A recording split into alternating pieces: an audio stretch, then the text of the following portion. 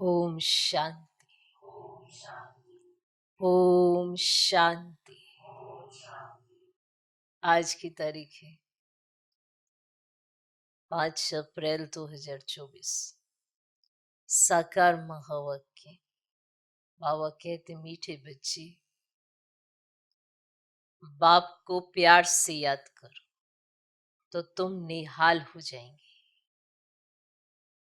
बाप को प्यार से याद करो तो तुम निहाल हो जाएंगे। नजर से निहाल होना माना विश्व का मालिक बनना। नजर से निहाल होना माना विश्व का मालिक बनना।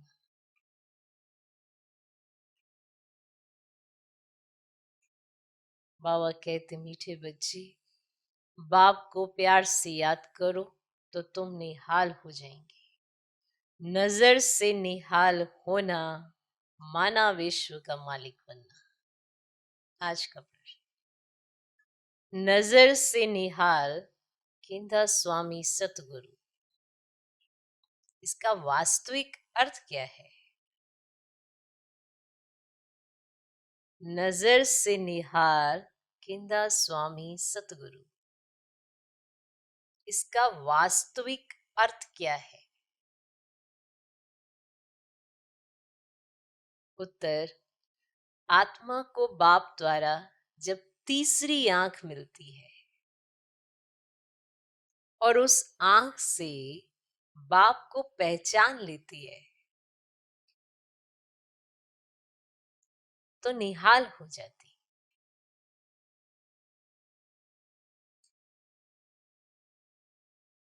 आत्मा को बाप द्वारा जब तीसरी आंख मिलती है और उस आंख से बाप को पहचान लेती है तो निहाल हो जाती, अर्थात सदगति मिल जाती है।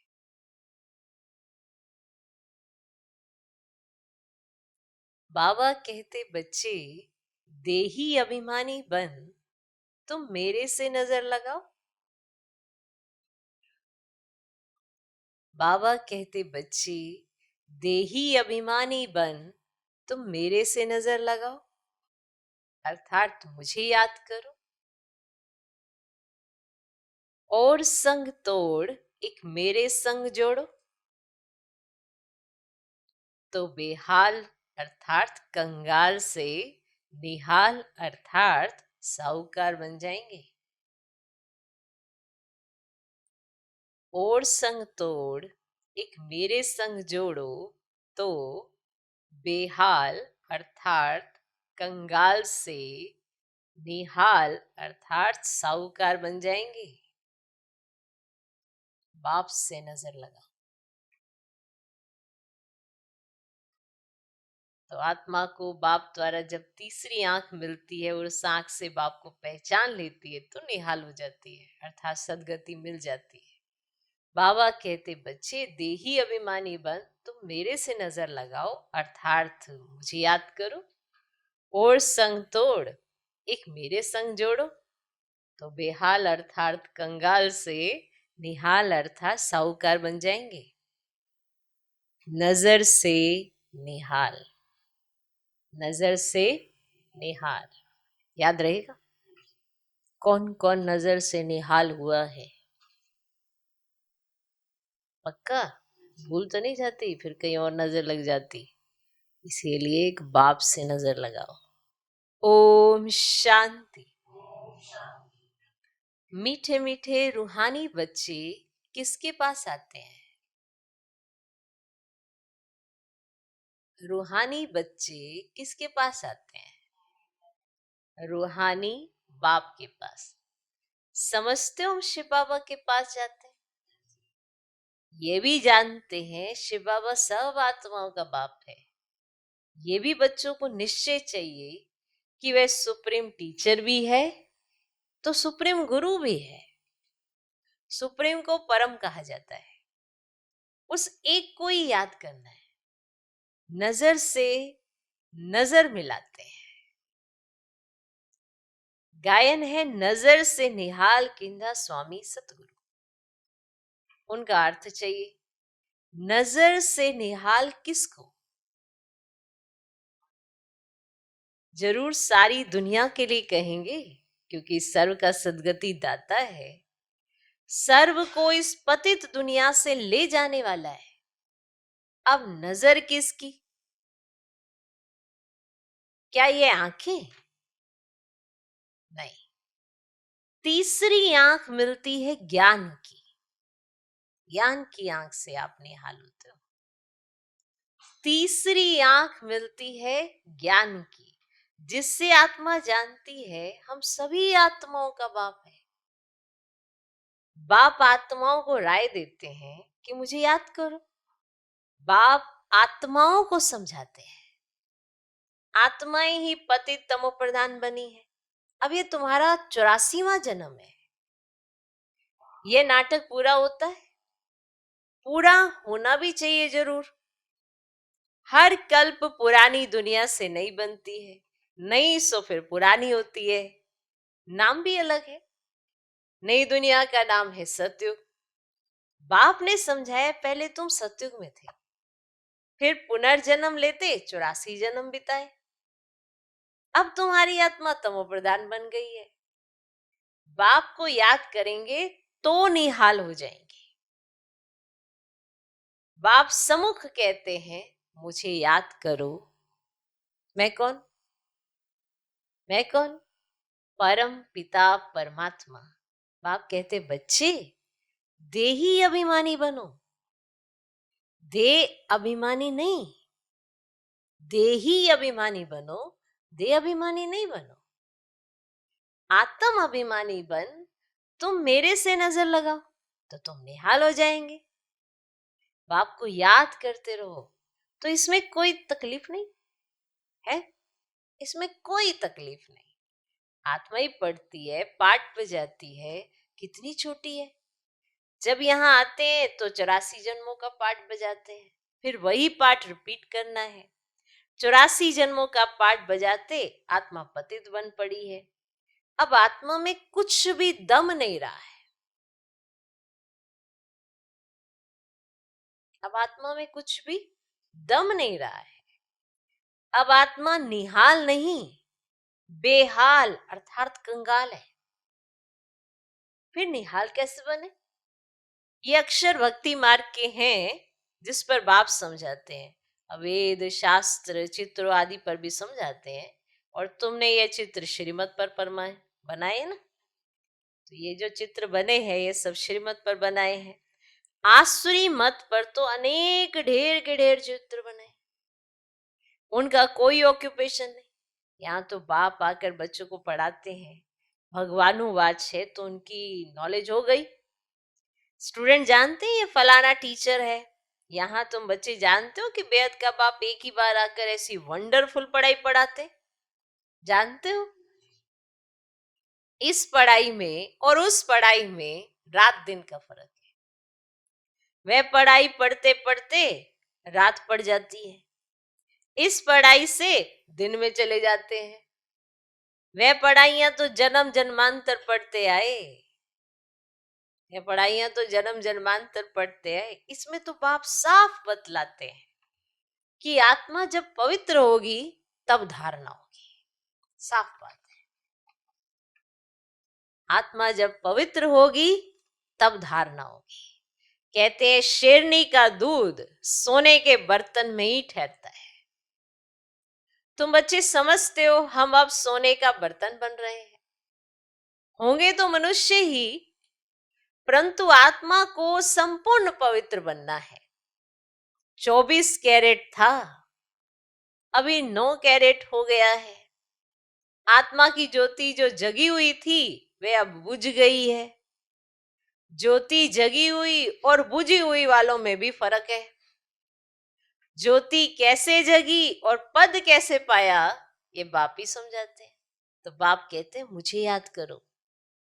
जो मुझे अच्छी तरह याद करेंगे मैं भी उनको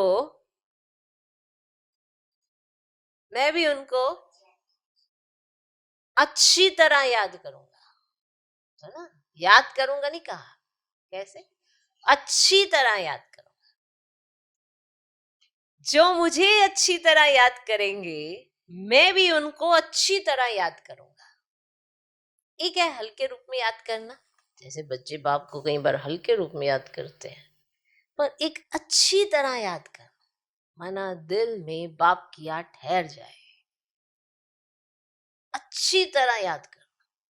आप समझते तो होंगे ना ये अच्छी तरह याद करना कैसे कहते हैं। तो सोचो बाबा भी आपको अच्छी तरह याद करें। ये भी बच्चे जानते हैं, नजर से निहाल करने वाला एक बाप ही स्वामी है। इनकी आत्मा भी निहाल होती है, तो इनकी आत्मा भी निहाल होती है। तुम सब परवाने हो, उनको क्षमा कहते हैं। कोई परवाने फिर सिर्फ फेरी पहनने आते हैं, कोई अच्छी तरह पहचान लेते हैं तो जीते जी मर जाते हैं। यानी जिसने पहचान लिया कि वो कौन है तो वो उस पर कुर्बान हो जाता है। कोई सिर्फ फेरी पहनने आते हैं, कोई फेरी पहन चले जाते हैं, फिर कभी कभी आते हैं फिर चले जाते हैं।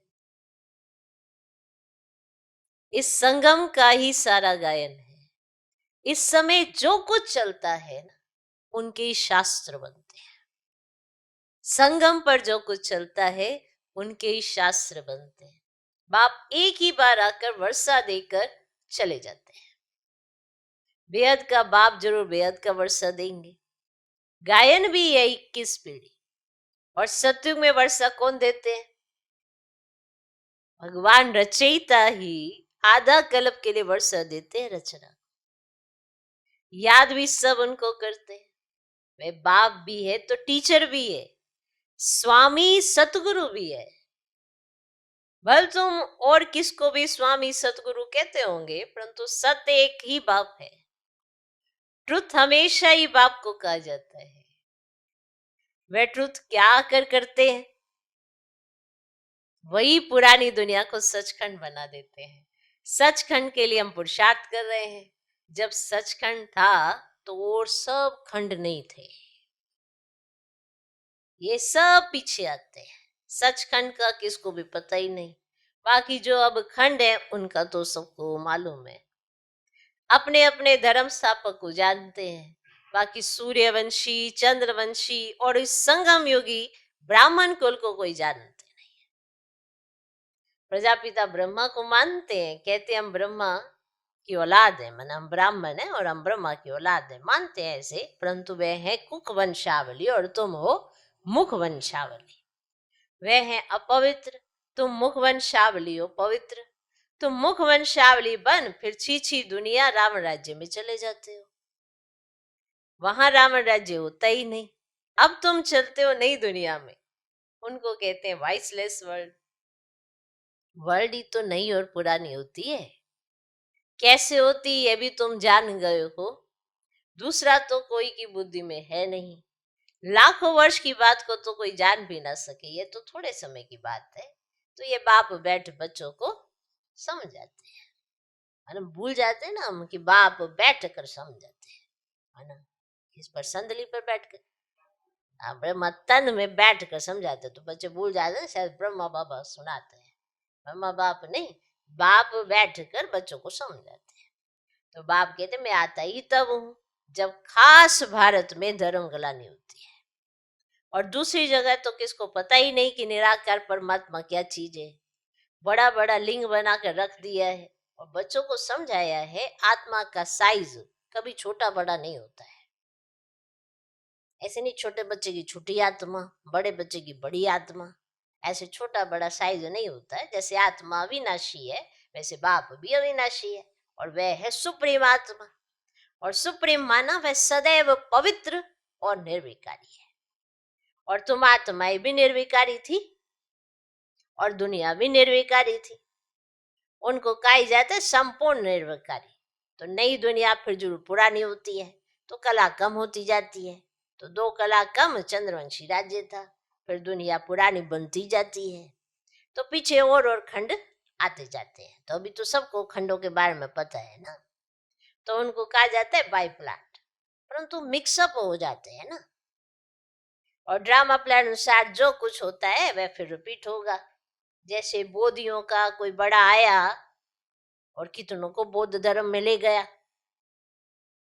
है ना। पहले बौद्धियों का बड़ा आया तो कितनों को बौद्ध धर्म में ले गया, समझा, क्योंकि अभी तो बौद्ध ऊपर से उतरने थे, तो जितने यहाँ थे तो वो बौद्धियों में चले गए। तो बौद्धियों का बड़ा आया और कितनों को वो बौद्ध धर्म में ले गया, धर्म को बदला दिया। हिंदुओं ने अपना धर्म आप ही बदला है, क्योंकि कर्म भ्रष्ट होने से धर्म भ्रष्ट भी हो पड़े हैं, वाम मार्ग में चले गए हैं। अब जगन्नाथ के मंदिर में भी भल गए होंगे, परंतु कोई का कुछ ख्याल ही नहीं चलता। खुद विकारी है तो उनको भी विकारी दिखा दिया है। यह भी नहीं समझते ना, ये नहीं समझते कि देवताएं जब वाम मार्ग में गए हैं तब ऐसे बने हैं। उस समय के ही ये चित्र है। देवता नाम तो बड़ा अच्छा है, हिंदू तो हिंदुस्तान का नाम है, फिर अपने को हिंदू कह दिया है, कितनी भूल है। इसीलिए बाप कहते यदा यदा ही धर्मस्य। बाबा भारत में आते ऐसे तो नहीं कहते मैं हिंदुस्तान में आता हूं, ये है भारत। हिंदुस्तान व हिंदू धर्म है नहीं, मुसलमानों ने हिंदुस्तान नाम रखा है, ये भी ड्रामा में नूंद है। अच्छी रीति समझना चाहिए, ये भी नॉलेज है। पुनर्जन्म लेते लेते वाम मार्ग में आते आते भ्रष्टाचारी बन पड़ते हैं, फिर उन्हों के आगे जाकर कहते हैं आप संपूर्ण निर्विकारी हो, हम विकारी पापी हैं। और कोई खंड वाले ऐसे नहीं कहेंगे, और कोई खंड वाले ऐसे नहीं कहेंगे कि हम नीच हैं अथवा हमारे में कोई गुण नहीं है, ऐसे कहते कभी सुना ही नहीं होगा। सिख लोग भी ग्रंथ के आगे बैठते हैं, परंतु ऐसे कभी नहीं कहते कि नानक तुम निर्विकारी हम विकारी, कभी नहीं कहते। नानक पंथी कंगन लगाते हैं और वह है निर्विकारी पने की निशानी, परंतु विकार बिगर रह नहीं सकते, झूठी निशानियां रख दी। जैसे हिंदू लोग जनेऊ पहनते, पवित्रता की निशानी, आजकल तो धर्म को भी नहीं मानते। इस समय भक्ति मार्ग चल रहा है, इनको कहा जाता है भक्ति कलट। ज्ञान कलट सतयुग में है, सतयुग में देवताएं हैं संपूर्ण निर्विकारी, और कलयुग में संपूर्ण निर्विकारी कोई हो ही ना सके। प्रवृत्ति मार्ग वालों की स्थापना तो बाप ही करते, बाकी सब गुरु हैं निवृत्ति मार्ग वाले, उनसे उन्हों का जोर जास्ती हो गया है। बाप कहते ये जो कुछ तुमने पढ़ा है उनसे मैं नहीं मिलता हूं, मैं जब आता हूं तो सबको नजर से निहाल कर देता हूं। गायन भी है, नजर से निहाल किंदा स्वामी सतगुरु। यहां तुम क्यों आए हो, यहां तुम क्यों आए हो? निहाल बनने, विश्व का मालिक बनने। बाप को याद करो तो निहाल बन जाएंगे। ऐसे कभी कोई कहेंगे नहीं कि ऐसा करने से तुम यह बनेंगे, बाप ही कहते हैं तुमको यह बनना है। ये लक्ष्मी नारायण कैसे बने कोई को मालूम ही नहीं है। तुम बच्चों को बाप सब कुछ बताते हैं, यही 84 जन्म ले पतित बने, फिर तुमको यह बनाने आया। बाप अपना परिचय भी देते हैं तो नजर से निहाल भी करते हैं। ये किसके लिए कहते हैं? एक सतगुरु के लिए। वे गुरु लोग तो ढेर हैं और माताएं अबलाएं हैं भोली। तुम सब भी भोलानाथ के बच्चे हो। शंकर के लिए तो कहा जाता है आंख खोली विनाश हो गया। ये भी पाप हो जाए, आंख क्या खुली है, विनाश हो जाए, ये भी तो पाप हो जाए। बाप कभी ऐसे काम के लिए डायरेक्शन नहीं देते हैं। विनाश तो कोई और चीजों से होगा ना, बाप ऐसे डायरेक्शन नहीं देते हैं। ये तो सब साइंस निकालते रहते हैं, समझते हैं हम अपने कुल का आप ही विनाश करते हैं। वे भी बांधे हुए हैं, छोड़ नहीं सकते। नाम कितना होता है, मूड में जाते हैं, परंतु फायदा कुछ भी नहीं।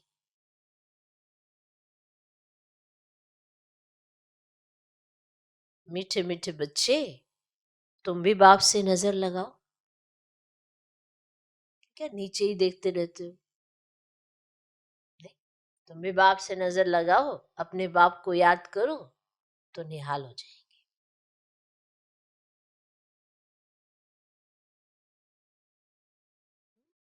नजर लगाओ ना, याद करो तो निहाल हो जाएंगे। बाबा कहते जो मुझे याद करते हैं, मेरे लिए सर्विस करते हैं, मैं भी उनको याद करता हूं, तो उनको बल मिलता है। माना ऐसा महसूसता आती है कि एक पावर है जो मुझको चला रही है। कैसे? अब याद करेंगे वो बल मिलेगा। वरना डर तो आत्माओं के अंदर इतना भरा हुआ है कि अगर सिंपल सी भी कोई बात किसी से करनी होगी तो पहले डर जाएंगे, ऐसा अनुमान लगा के ही डरते रहेंगे। सोचो कितनी बड़ी बड़ी बातें हो जाती हैं कई बार। अब बड़ी बड़ी बातें बाबा की याद से सहज क्रॉस कर लेते हो, और छोटी बात में कई बार हलचल में आ जाते हो, क्योंकि बड़ी और छोटी बात आपकी बुद्धि पर मान है। जैसे आपने बुद्धि से सोचा है, किस लेवल पे सोचा है। कई बार बड़ी बात होती है ना, तो हम जास्ती बाबा को याद करते हैं। बड़ी बात है भाई, इसमें तो बाबा की याद चाहिए, तो पहले ही बुद्धि में सोच लेते इसमें बाबा की याद चाहिए, तो वो वाली बात बड़ी सहजता से क्रॉस हो जाती है। और जब कोई छोटी बात होती है, ले इसके लिए थोड़ा याद कर, बाबा कहेगा मतलब ही है। पर बाबा ने तो कहा है कि हर कर्म में याद चाहिए, मतलब या ना मतलब की तो बात ही नहीं होती। अगर हर कर्म में याद होगी तो तुमको क्यों लगेगा कि यहाँ मतलब की याद है या बिना मतलब की याद है? सोचे ना हम सभी, तो हर कर्म में याद चाहिए, ऐसी याद जो याद से याद तक पहुंचे। बाबा हमको क्या देने आए? फिर आपको एक महसूसता आती है कि जैसे कोई पावर मिली और आपने किसी से कोई बात कह दी, बड़ी सहजता से कह दी, और सामने वाले ने स्वीकार भी कर ली। कैसे कैसे स्वीकार कर ली? पहले तो अगर बात करते तो स्वीकार नहीं होती, तो बाबा ने कुछ बल दिया होगा। अब ये याद रखना है, अब इसे ही हर कर्म में यूज करो, बाबा की याद से हर कर्म करो, तभी तो बल मिलेगा। उठते ही, सोते ही और सोने के समय के लिए भी आप बाबा से कहो कि मेरी नींद बड़ी अच्छी होनी चाहिए। कई बार हम सो तो जाते हैं पर बहुत डिस्टरबेंस होती है, तो बाबा के साथ कंबाइंड होकर अगर विश्राम करेंगे, सोएंगे, तो फिर चिंता की बात ही नहीं। बाबा की नजर मेरे पे होगी और मुझे बल मिलेगा। कई बार जागते हुए तो सब ठीक रहता है, कई बार सोते हुए बड़ी विचित्र घटनाएं घट जाती है, तो उसमें भी बाबा की नजर रखवानी होती है। नहीं होता है कईयों के साथ। तो बाबा कहते हैं जो मुझे याद करते हैं, मेरे लिए सर्विस करते हैं, मैं भी उनको याद करता हूं, तो उनको बल मिलता है। तुम यहाँ सब बैठो, हम्म? जो निहाल हो जाएंगे वही राजा बनेंगे। देखो बैठे सभी हो, सभी बैठे हो ना, पर सब राजा तो नहीं बैठे हैं। जो निहाल होंगे वो राजा बनेंगे। गायन भी है, और संग तोड़ एक संग जोड़ो। एक है निराकार, आत्मा भी निराकार है। बाप कहते हैं मुझे याद करो, तुम खुद कहते हो हे पतित पावन, ये किसको कहा? ब्रह्मा को, विष्णु को, शंकर को? नहीं, पतित पावन तो एक है ना, वे सदैव पावन ही है। उनको कहा जाता है सर्वशक्तिमान। बाप ही सृष्टि के आदि मध्य अंत की नॉलेज सुनाते हैं और बाकी सब तो शास्त्रों को जानते हैं। वे सन्यासी शास्त्र आदि पढ़कर टाइटल लेते हैं। पहले शास्त्र पढ़ेंगे, कंठस्थ करेंगे, अच्छे से सुनाएंगे और उस पर व्याख्यान करेंगे, फिर उन्हें एक टाइटल मिलेगा। वे शास्त्र पढ़कर टाइटल लेते हैं। बाप को तो पहले ही टाइटल मिला हुआ है, उनको पढ़कर थोड़े ही लेना है। उनको तो पहले ही टाइटल मिला हुआ, उनको पढ़कर थोड़े ही लेना है टाइटल। अच्छा, मीठे मीठे सिकिलदे बच्चों प्रति माता पिता बाप दादा का याद प्यार और गुड मॉर्निंग। रूहानी बाप की रूहानी बच्चों को नमस्ते। हम रूहानी बच्चों की भी रूहानी बाप को नमस्ते नमस्ते नमस्ते। Good morning good morning good morning. धारणा के लिए मुख्य सर, पहला पॉइंट,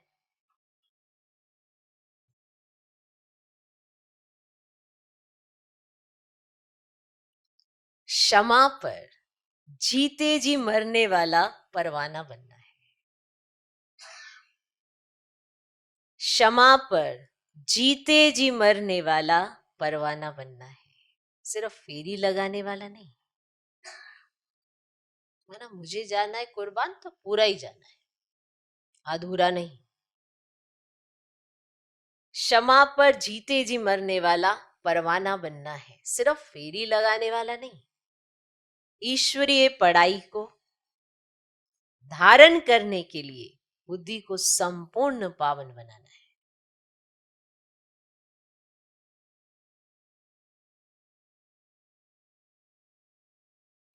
ईश्वरीय पढ़ाई को धारण करने के लिए बुद्धि को संपूर्ण पावन बनाना है। दूसरा पॉइंट, और सब संग तोड़ एक बाप के संग में रहना है। और सब संग तोड़ एक बाप के संग में रहना है।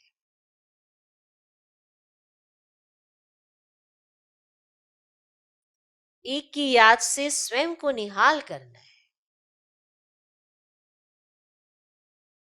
एक की याद से स्वयं को निहाल करना है।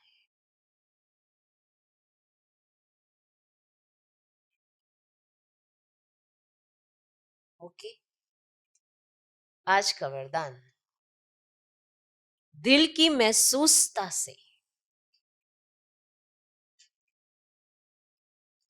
दिलाराम की आशीर्वाद प्राप्त करने वाले स्व परिवर्तक भव। दिल की महसूसता से दिलाराम की आशीर्वाद प्राप्त करने वाले स्व परिवर्तक भव। स्व को परिवर्तन करने के लिए दो बातों की महसूसता सच्चे दिल से चाहिए।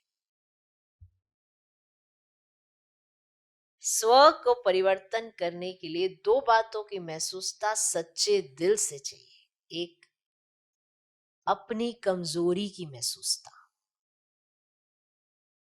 अपनी कमजोरी की महसूसता। दूसरा, जो परिस्थिति व व्यक्ति निमित्त बनते हैं उनकी इच्छा और उनके मन की भावना की महसूसता।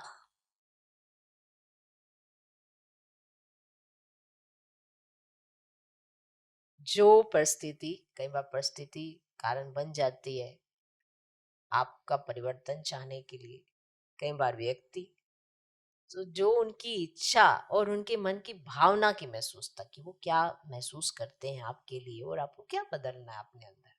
परिस्थितियां भी ऐसी आ जाती है।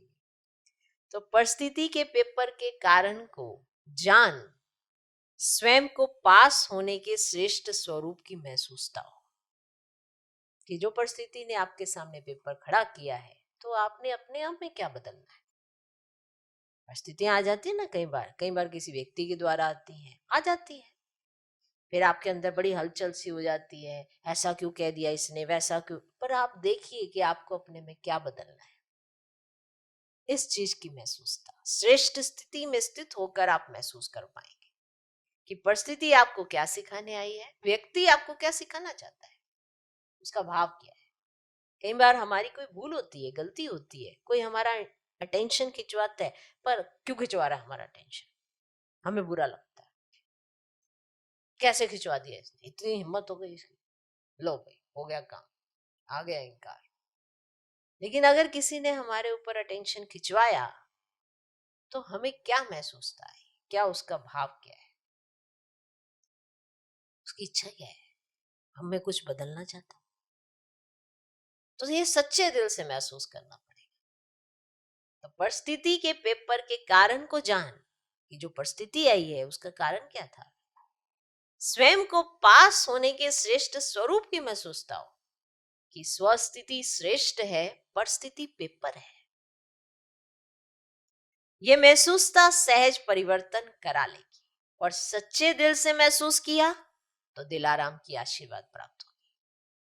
और आपने सच्चाई से महसूस कर लिया कि हाँ, सही मायने में मुझ में ये कमी है, और अगर महसूस कर लिया तो आपको एक एक्स्ट्रा ताकत मिलेगी, आशीर्वाद, कि आपने महसूस किया कि सच में मुझे क्या बदलना है। तो स्व परिवर्तन के लिए ये दोनों कारण भी होते हैं। एक तो अपनी कमजोरी का पता होना चाहिए, एक परिस्थिति या व्यक्ति के द्वारा कोई कारण पता होना चाहिए, भावना पता होनी चाहिए, तभी तो बदलेंगे खुद को, ऐसे कैसे बदलेंगे। और अगर हमने महसूस कर लिया सच्चे दिल से तो दिलाराम की आशीर्वाद मिलेंगे। क्लियर। आज का स्लोगन, वारिस वह है, वारिस वह है जो एवर रेडी वन, हर कार्य में जी हजूर हाजिर कहता है। वारिस वह है, देखो हर एक ब्राह्मण बच्चा चाहता है मैं बाबा का वारिस हूं, अपने आप में महसूस करता है मैं वारिस बच्चा हूं, मैं बाबा का वारिस हूं। पर ये क्वालिटी भी हमें अपने में चेक कर लेनी चाहिए, है या नहीं है, जो हर कार्य में जी हजूर हाजिर कहता, इतना एवर रेडी वारिस, जिसकी तरफ बाप की नजर पहले जाती हो कि ये कार्य इसने कर ही देना है, और जिसको बाबा हमेशा एवर रेडी महसूस करता। देखो जो एवर रेडी रहते हैं ना, याद ये भी आप अपने से भी देख लो, खुद को भी, आपको कौन सा साथी सहयोगी जो चाहिए होगा, कौन सा चाहिए, जो अपने कमरे से निकलने में 15 मिनट निकालता लगाता हो, और जो आपके कार्य स्थान तक पहुंचने में और 15 मिनट निकालता हो, और इतने में आधा घंटा हो जाता हो और आपका कार्य जहां आपने करना था वहां खत्म हो जाए। आपको कौन सा व्यक्ति चाहिए, आपको खुद, आपको अपना साथी जो चाहिए, सहयोगी जो चाहिए आपको सेवा में, एवरेडी चाहिए। तो फिर भगवान को कैसा चाहिए, आप में वो खुद में ऐसी क्वालिटी है जो आपको चाहिए, हमेशा ऐसे ही देखना चाहिए। मुझको हमेशा ऐसा चाहिए कि जो एवरेडी ऐसे एकदम, और मैं कैसा हूं। आप खुद ही सेवादारी बनकर वाइब्रेशन फैलाएं तब तो कोई आपको साथी सहयोगी देगा। हर एक आत्मा को अपने साथी जो है वो हमेशा एक्यूरेट वाला। क्या आपको ही बाबा ऐसा ही मर्ज कर पाएगा जैसा आप ही मर्ज करते हो? क्या भगवान भी आपको वैसे ही मर्ज कर पाता है कि जैसे आप चाहते हो? लेकिन आप सोचो वारिस किसे कहते हैं, इस पे विचार कर लेना। सही मायने में क्या मैं वारिस हूं, जो हर कार्य में एवर रेडी, और जब भी कोई कार्य आए मेरे सम्मुख तो जी हजूर हाजिर कहता हूं। ताकत तो देखो बाबा दे देगा, शरीर को चलाने में आज आत्मा में कहाँ शक्ति है, नहीं है ना। पर परमात्मा से शक्ति लेके शरीर भी चला सकते हो, क्या नहीं कर सकते हो। इतना उमंग गुस्सा होगा तो शरीर भी चल जाएगा। वारिस वह है जो एवर रेडी बन, हर कार्य में जी हजूर हाजिर कहता है। ओम शांति।